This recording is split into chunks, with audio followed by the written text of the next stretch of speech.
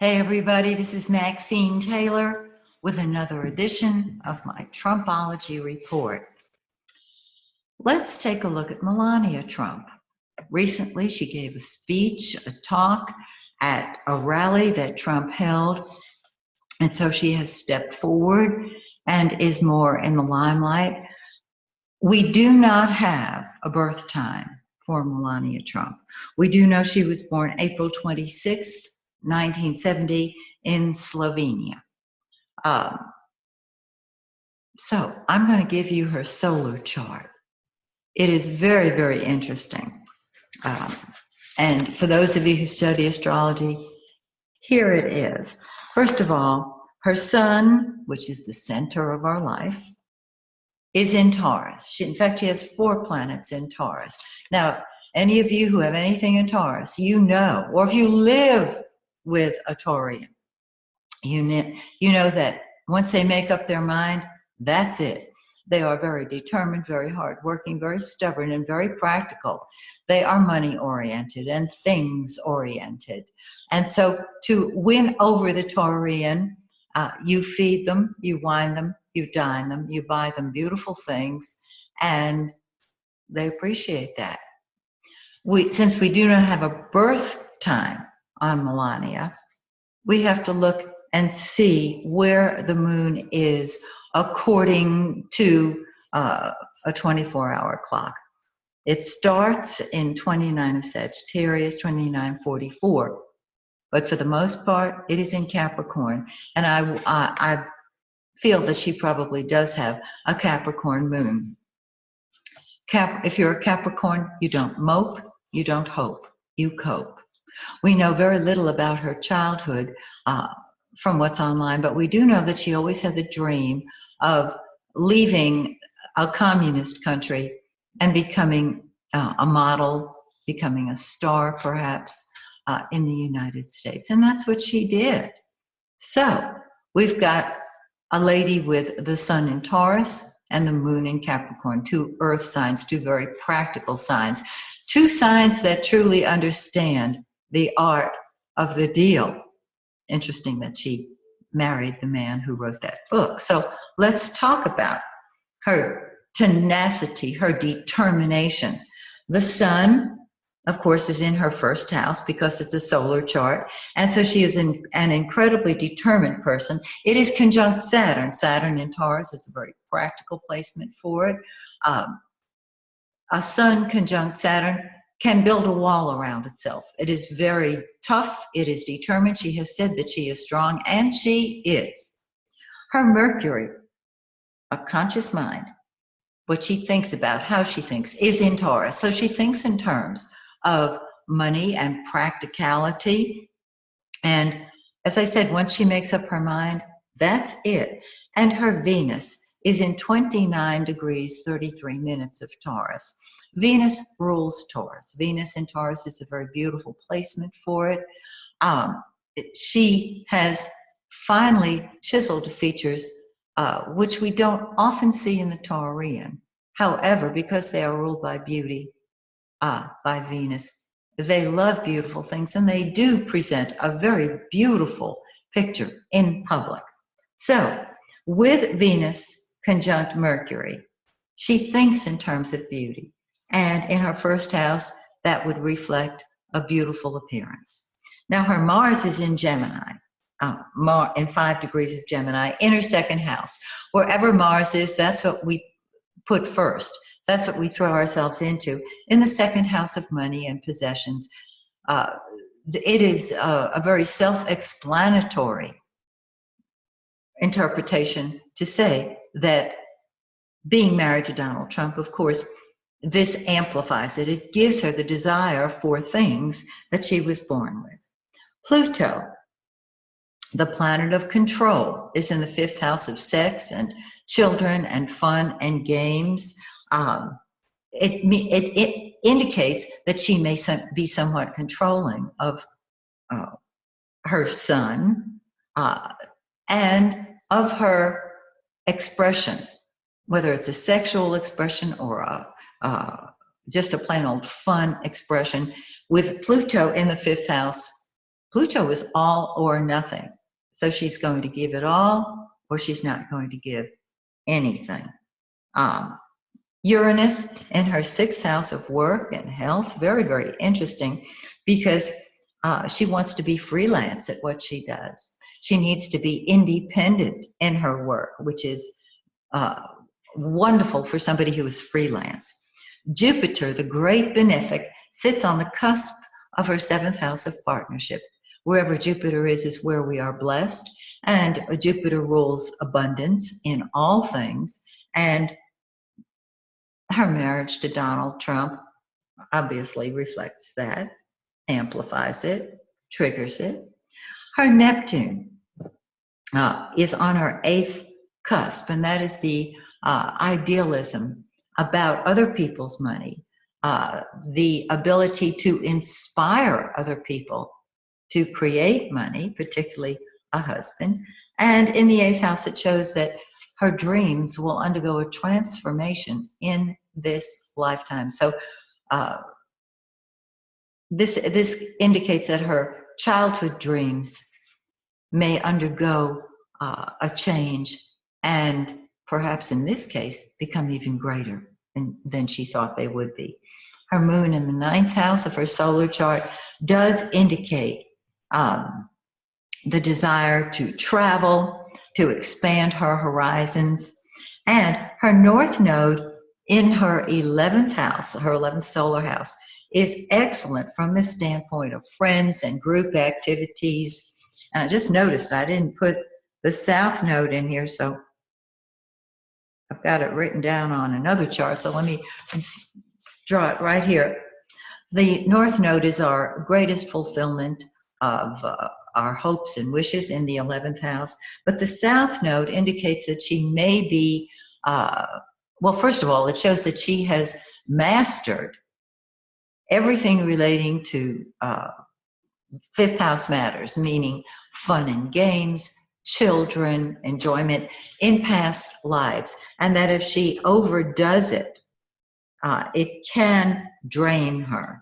So what she wants to do is blend the south node that drains our energy with the north node that amplifies our success. And the 11th house is the house of the humanitarian, who deals with other people's children. Who are other people's children? Everybody on this planet. And the south node, which deals with her own child. And this Pluto in the fifth house does indicate that there is control either from her son to her, or from her to her son, or both. Okay, that's the solar chart. Now, let's look at what her husband, Donald Trump, triggers in her chart, which is very interesting. I'm only going to put those planets that Trump's chart triggers by conjunction, because those of you who have studied with me, studied astrology with me, know my mantra: conjunctions tell the tale. So Trump's planets are in blue around the outer edge, and as you can see, there are only 2 planets that he triggers. However, he fills in these other houses. So let's look at her second house of money. Even though Mars is in her second house natally, none of Trump's planets sit on top of it. They're not conjunct her Mars. Nevertheless, his son, the giver of life, creates money for her. His north node in her second house helps create more revenue for her. And Uranus there triggers the unexpected, the innovative. And so I'm not sure how the Uranus manifests unless there are surprise gifts, which might have been part of his art of the deal with Melania. Now, his Mercury, his conscious mind, his Saturn, serious, practical, and his Venus, his love, are all in her third house. And he can inspire her to express herself and to take more responsibility in his career as a spokesperson. His Pluto, Mars, and ascendant in her fourth house of home, family, and real estate. Very powerful. Pluto controls or transforms. And so he would have changed her domestic situation radically. Pluto is all or nothing. And so even when she was a successful model in New York City, when they met, perhaps, Pluto in her fourth house, Trump's Pluto in her fourth, totally transforms her living conditions and involves an element of control from him relating to her living conditions, to her family. His Mars in her fourth house really gives her the desire to create the home that she wants and to put her attention on her home and family. And so part of the art of the deal might have been to contribute to her own family, wherever they may be, but also her home with him becomes number one. And his ascendant in her fourth house indicates that he, of course, is the control, the most important person in her home and family. Now you might say, well, Pluto is the maternal, the controlling maternal figure. That's true. And that may play into it. And you can see the power that he exerts over her home and family. She has stayed in Trump Tower until their son's school year ends. So we'll see what happens after that. Now, Trump's Neptune, his dream, his idealism, sits on her Pluto, either inspiring her to be more controlling when it comes to fun and children and fun and games and children. However, it can dissolve some of the control that she feels in that area. His Neptune on her Uranus can inspire her to be more creative and independent in her work, in what she creates. And his Jupiter in her sixth house can create more work for her, bless her in her work. His South Node and Moon in her eighth house really trigger the power of the eighth that deals with other people's money. It doesn't mean that she'll do poorly with other people's money, because instead of giving to other people, what is shown here is her creating more wealth for herself as a result of her relationship with her husband. And his vertex in her ninth house helps her achieve her dream of being in a different country and perhaps being some sort of ambassador, or perhaps even just expanding her view of life in general. Now, let's look at what Melania triggers in Donald Trump's chart. Remember, we don't have a birth time for her, so we don't have an ascendant or a vertex, but we do have her planets. Well, let's start here with the first house.